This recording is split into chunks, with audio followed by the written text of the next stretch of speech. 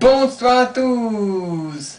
Dans ma dernière vidéo, j'avais dit que je ferais une vidéo sur le match pour parler du match Belgique-Italie. Je ne l'ai pas fait hier.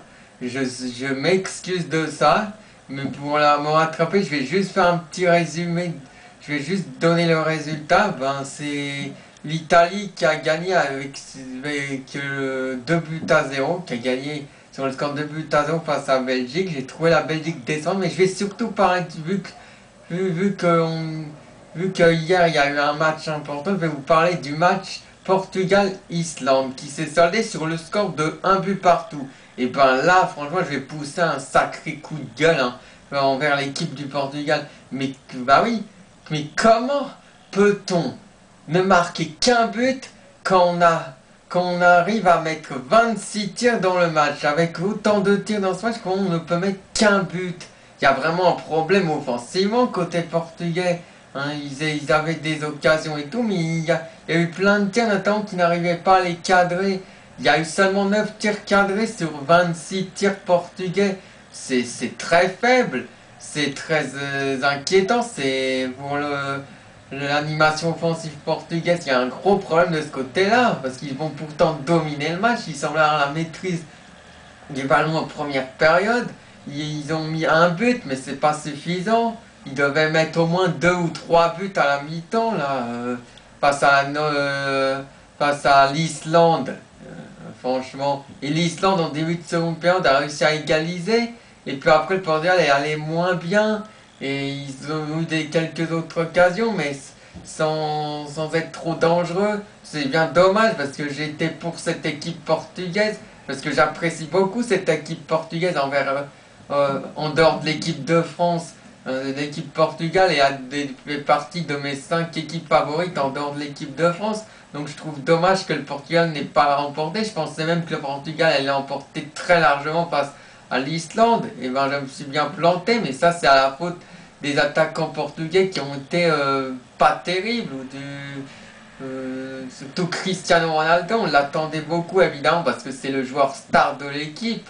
Avec tout ce qu'il a fait cette saison, encore une fois une très grande saison avec le Real Madrid, mais là il a raté plein, il a raté toutes les occasions qu'il a eues, les coups francs, il a eu une tête qu'il aurait pu la mettre dedans, il s'est allé sur le gardien de but islandais, ça va pas, certes il y a eu un bon gardien islandais, mais voilà quoi, il a pas fait de très bons arrêts, donc faut pas chercher d'excuses. Les Portugais ont pas bien joué hier soir offensivement. Défensivement ça allait, à part le but encaissé, mais offensivement ça va pas. C'est bien dommage. D'ailleurs, je vais faire une remarque sur cette première journée de cet Euro pour toutes les équipes. Il n'y a jamais aucune victoire d'une équipe avec 3 buts d'écart ou plus. Je trouve ça un peu dommage. C'est vrai, c'est très bien quand il y a des matchs serrés, il y a du suspense, il y a beaucoup de suspense, d'accord. Mais ça serait bien que sur cette match, il y a plus de buts et plus d'écart entre les équipes, histoire de montrer que toutes les équipes ne peuvent pas gagner l'Euro. Il y a des limites, on a l'impression qu'en regardant les matchs, qu'en regardant rien que les scores, on dirait que n'importe quelle équipe on pourrait dire que n'importe quelle équipe qui s'est engagée dans cette compétition pourrait gagner cet Euro, ce qui n'est probablement pas vrai. Bien sûr, si on regarde au niveau de nombre de tirs, on voit que les tirs sont beaucoup plus élevés pour ceux qui sont favoris, comme l'Espagne face à la République tchèque qui est dominée mais qui a gagné 15-0. Je pensais qu'ils auraient gagné avec 2 ou voire 3 buts d'écart, mais non, c'est pas possible ça. Et la Belgique, très décevante, qui n'a pas réussi à en mettre un face à l'Italie. Elle s'est fait surprendre avec tout le temps avec ses attaquants vedettes.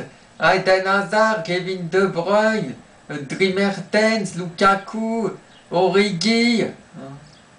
Malgré tous ces joueurs, ils n'ont pas réussi à gagner, même avec Ferran Carrasco face à l'Italie. C'était vraiment décevant pour la Belgique. Et aussi, on peut faire la remarque qu'aucun joueur star pour l'instant de cet Euro a fait encore un bon match lors de leur premier match avec leur équipe. Que ce soit Thomas Müller, Kevin De Bruyne, Zlatan Ibrahimovic malgré sa passe décisive, Cristiano Ronaldo, seul Andrés Iniesta a fait un bon match. Seul Andrés Iniesta. enfin moins dans les joueurs stars. Voilà ce que j'ai à dire sur cette vidéo un peu coup de gueule où je suis assez déçu du match nul du Portugal face à une équipe d'Islande assez modeste. J'espère que les matchs d'aujourd'hui, notamment face à l'équipe de France, seront beaucoup mieux. J'espère une victoire écrasante de la France face à l'Albanie, c'est bien compris. Et allez les Bleus, écrasez-moi ces Albanais. Gagnez très très largement le plus de buts d'écart, genre 4-1 ou 5-1. Écrasez-les.